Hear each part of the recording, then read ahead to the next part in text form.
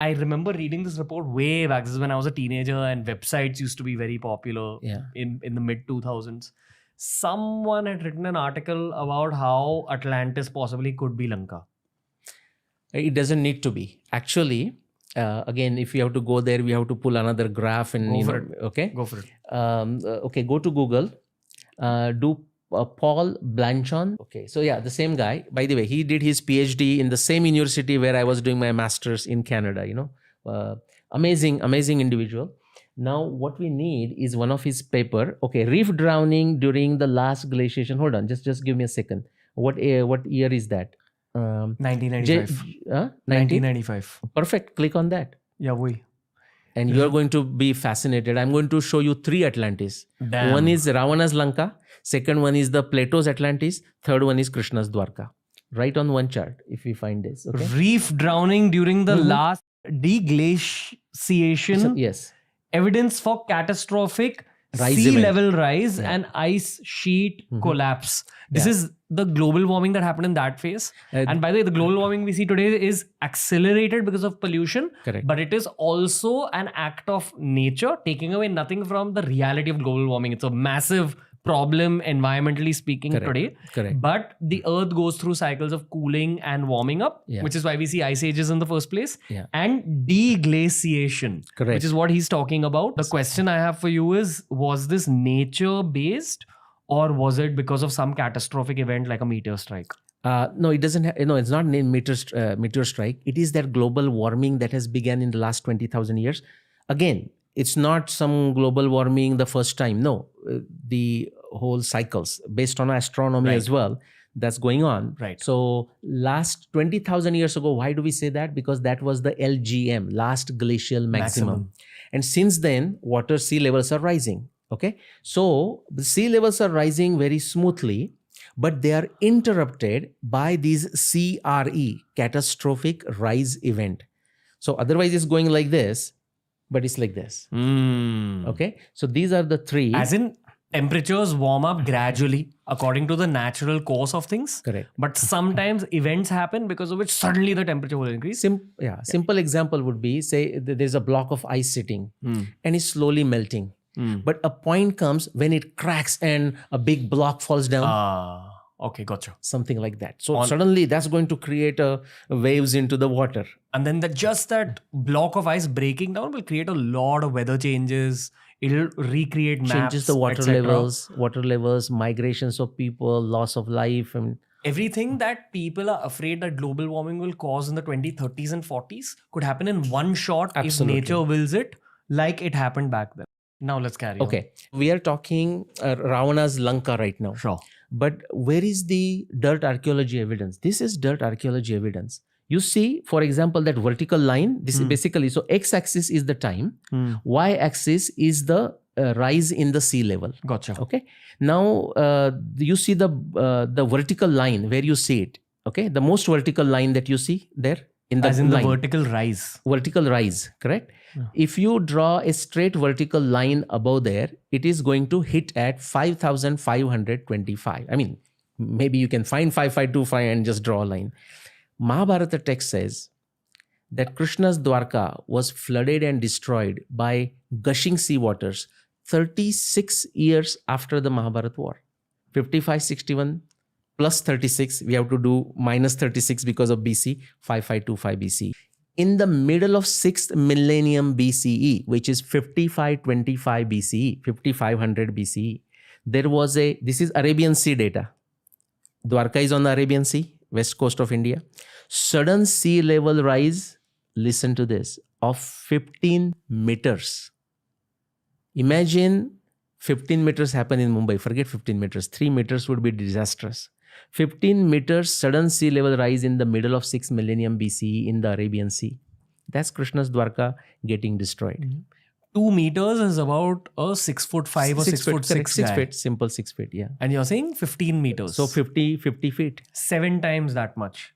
7 6.5 foot guys kept one above the other. Yes. That's how much sea levels rose. Yes.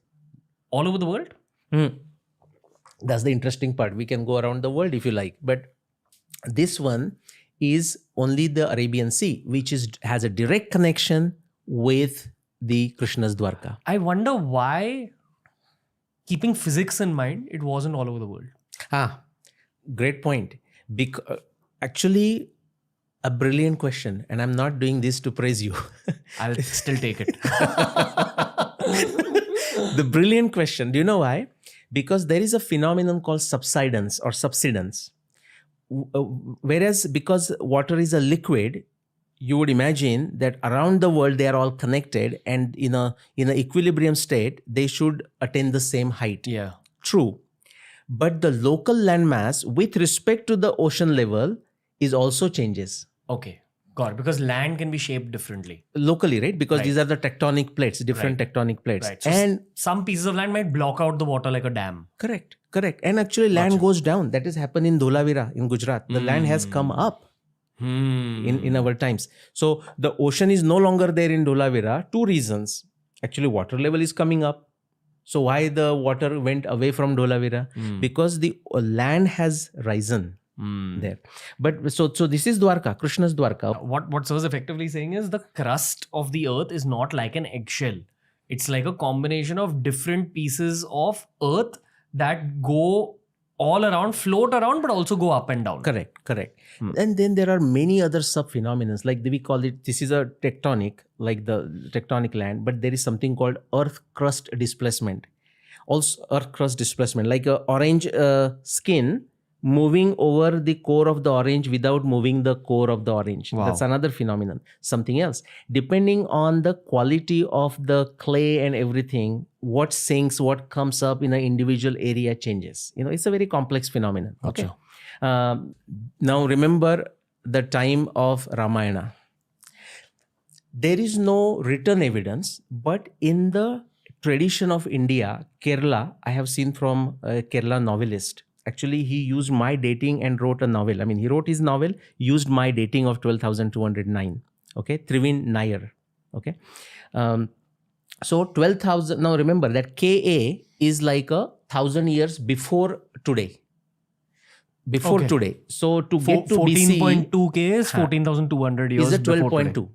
Like 12.2 BC, 12,209, exactly that time. Now, remember, because it's a scientific thing, it always has a standard error of plus minus 150 years and so on. So around that area, you see what is happening. So x-axis is time, y-axis is the sea level rise.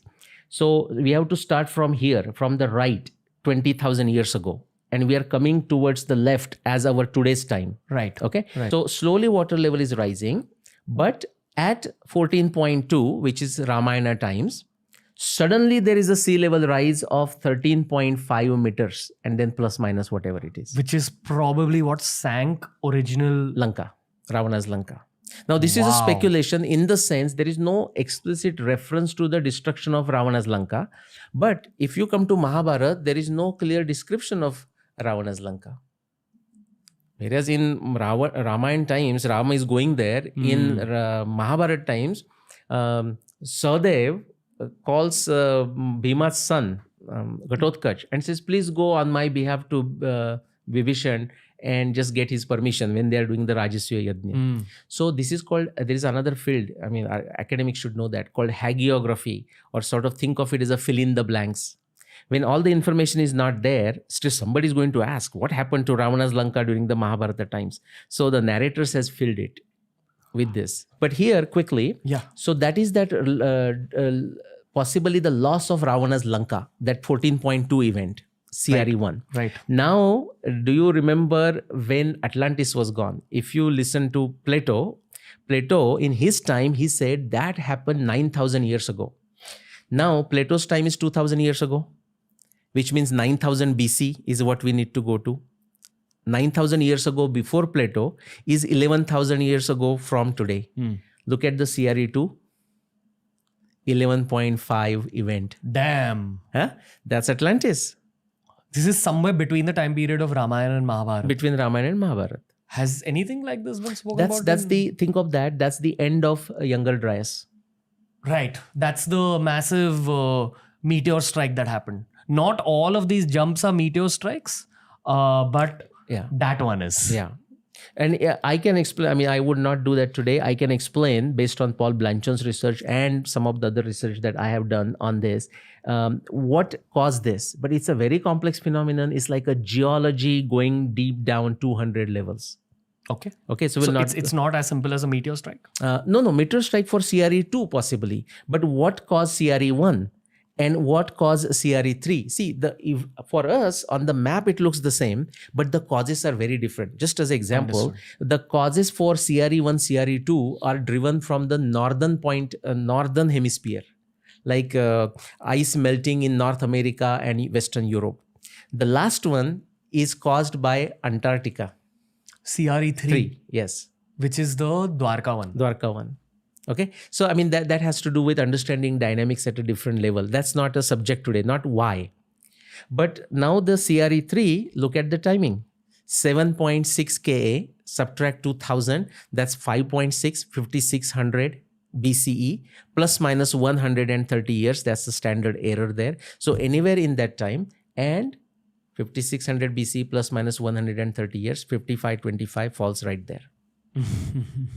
And so you ask me the question, is the sea level rise the same everywhere? The answer is no. This is in Barbados. This is in West Indies, Caribbean. So there the dynamics of the land and the sea is different than what is in Barbados? This data is from Barbados. Oh, gotcha. From West Indies. Got it. As in so the whole graph. There, like in Arabian Sea, I showed you 15-meter rise. There it is only 6.5-meter rise, exactly same time. Got it. So there is an effect all over the globe. It's just different in different parts. Very good. I have done research, shown 30 different places around the globe for 5525 BCE. Decisive, no ifs, no buts evidence for flooding and destruction of Krishna's Dwarka. This is real archaeology and the real work of a real historian. And adult archaeology. That's why I said I have nothing against archaeologists. In fact, I am archaeologist. How can I be against myself? Yeah. Again, the 3 steps. The first step is great. Second step, dating is great. The third step, when they connect the dots, they don't even go that far because in their subjective mind, they meaning not just archaeologists, people in general, those who don't believe in deep antiquity for human civilization, they say, how is something possible from a human perspective happening 7,000 years ago? We were monkeys. Well, that is their problem. Their premise is wrong. Therefore, they don't even think of going that far. In fact, the beauty of Rama and Mahabharata is once we astronomically figured this out, therefore I'm looking for what caused the destruction of Ravana's Lanka and Atlantis and Krishna's Dwarka. Otherwise, why would you even go and look at this graph? That will be a waste of time to somebody who does not believe any great human civilization was happening more than 5,000 years ago. The person will not even look here. We had a member of the Marcos, which is the commando unit of the Indian Navy on the show, whose job was to actually dive and explore Dwarka. And he didn't reveal a lot on the podcast. We actually didn't end up releasing the podcast because he revealed very less on the show. And I felt like it wasn't good enough for an episode by itself. Yeah. But he was convinced that he was actually exploring the Dwarka of that age. Yeah. And he's a scuba diver. So I asked him, did you go inside the structure? He said it's extremely dangerous to go inside that city structure because it under the ocean, it degrades and almost becomes sand. Yes. So you can get buried in that sand cave. Debris. Yeah. But when you touch it, it can actually disintegrate and all. So he's like, we're categorically told not to explore it too much. Right. But I think that's as far as the Dwarka explorations have gone. Yeah. Right? Yeah. And I know that Graham Hancock himself also keeps coming to India to explore Dwarka and Tamil Nadu. Yes. And by the way, do you know that what Graham Hancock and the geologist Glenn Milne, he's a Canadian just like me. I'm a Canadian and American and Indian, by the way. So I have communicated with Glenn Milne a lot on this geology data. So Graham Hancock and Glenn Milne, when they researched Dwarka and the time period they came up with, do you know what that time period is? 5525 BC. They show, I mean, if you see the Graham Hancock film on this underworld or whatever it is, the disappearance of an island on the west coast of Gujarat, that is Dwarka, and I agree with him completely. It's there in my research too. It disappeared between that's 7,900 and 6,900 BP, which is to basically say our date falls 5525 falls right between.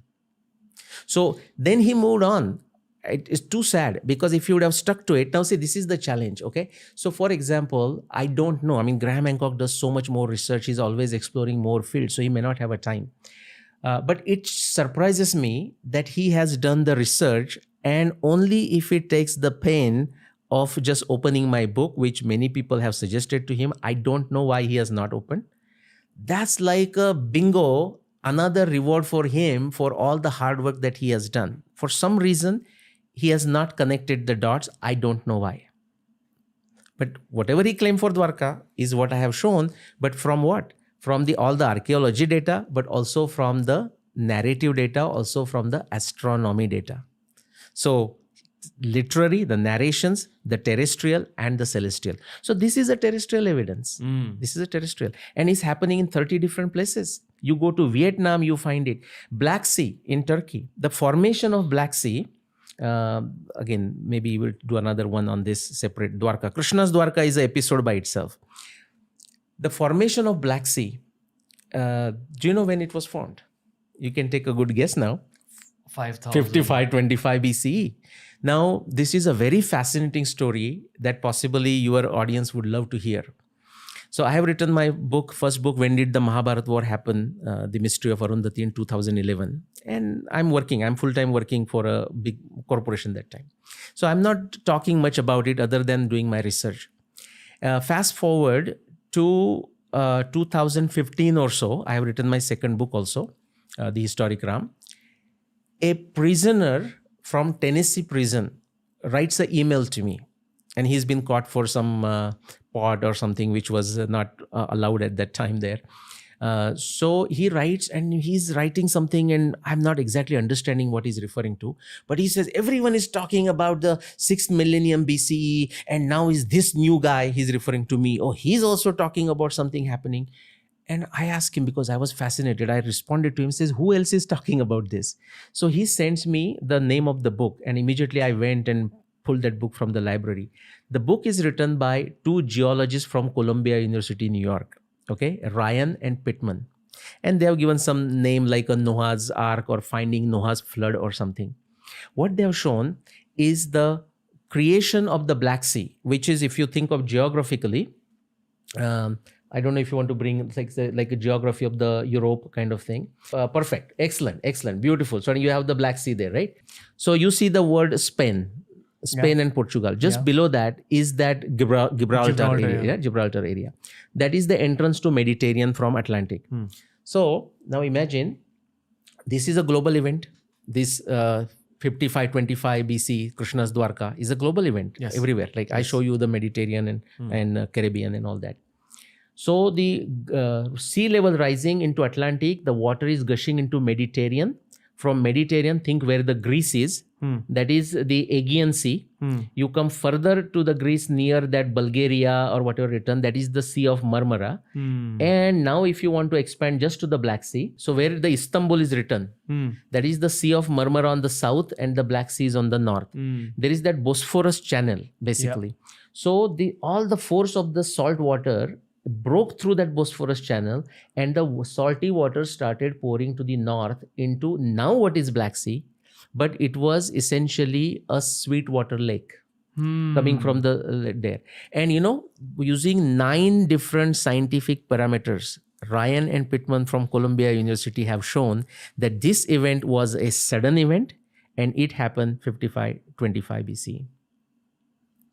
And the book is out there. So this prisoner from the Tennessee prison sent me the information about this, and I'm saying, my God, I'm researching this for like a 15 plus 20 years now, and I did not know anything about this. Again, the point I want to drive is, unless I'm looking for evidence for 5525 BC, even if somebody presents it to me, I will not see it.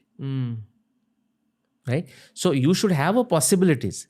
So if people in their subjective foolish judgment close their eyes and say nothing happened before 5000 BC, right, even if there is evidence, they don't know what to do with it. Yeah. Because a lot of their life's work and lectures and public talks will be proved slightly wrong, if not entirely wrong. Yeah. And the thing with that is, in science, actually, see, all the revolutions happen by proving the previous theory wrong. And actually, we should rejoice it. Yeah. See, if somebody comes tomorrow and comes up with a year which is different than 5561 BC and can scientifically and logically prove that that is a better date than mine, I should be happy and not just somehow fight with that person. Now, what is very clear is that date, I can tell you, would not be any time after 4500 BC because Arundhati Vasishta observation will not work. There is a Bhishma Nirvana. I wrote a whole book on that, which were only 1.5 pages in my first book. And I thought people will get goosebumps. Nobody got a goosebump in 2011, not by 2015. I said, I need to write another book. And now people get goosebumps when they read Bhishma Nirvana because it's another piece of evidence from the Mahabharata text. Do you know what it says? Actually, Arundhati Vasishta gives you a time bracket like 10,000 BC to 4500 BC. As in the position of the stars, Arundhati and Vasishta. Only in between that observation is true, what is said in Mahabharata. Bhishma Nirvana evidence gives you like 5125 BC to 6722 BC, a time period of 1500 years. It says Mahabharata war can only happen here based on the Mahabharata text evidence. Gotcha. 1 second, I'll give you one high five for this. When I used to see Graham Hancock and Randall Carlson's work, I always think there needs to be some Indian person who needs to go down and do the same kind of work but from an India context. Honor of my life meeting you today. Just want to say that. Thank you. If you enjoyed today's clip, make sure you check out these curated playlists that we've made especially for you related to the subject that was spoken about in this clip.